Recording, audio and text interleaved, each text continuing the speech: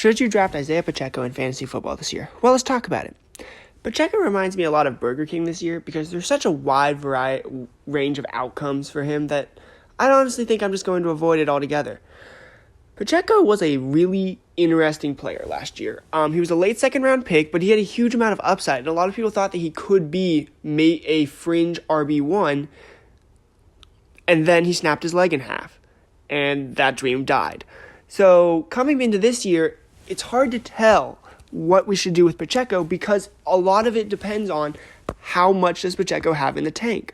And it's the same thing we've seen with so many other running backs where it just is, can they come back to injury? Because we've seen running backs come back from injury, and we've seen running backs get hampered for the rest of their career by injury. Look at Nick Chubb. Now, obviously, Pacheco did not destroy his knee like Nick Chubb did, but he still suffered a rather serious injury, and we saw last year already that this injury hampered his production.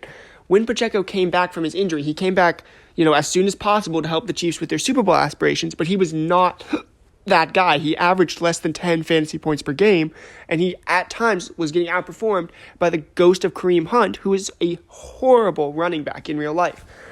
And that leads us now to present day where Pacheco is here, and he should be stepping back into the running back role, but Kareem Hunt is still here, and that's something that really surprised me, is I thought Kareem Hunt would be, a season-long rental for the Chiefs because Pacheco went down.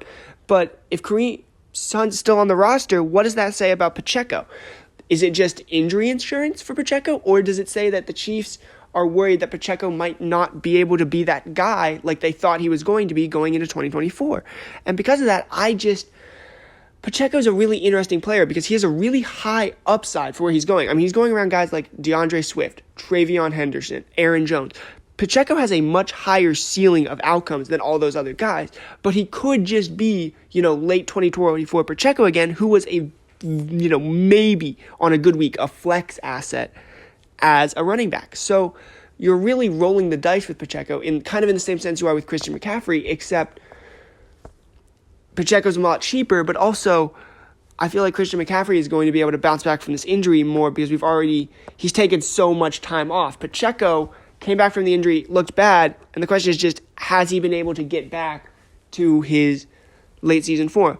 I'm going to give Pacheco a C just because I think that, as much as we might want to look through, it's going to come down to just, looking at the preseason, looking at, how they're talking about him going into the season, and just, you got to make a call. And I think that regardless of how much research you do, it might not be able to be a clear call.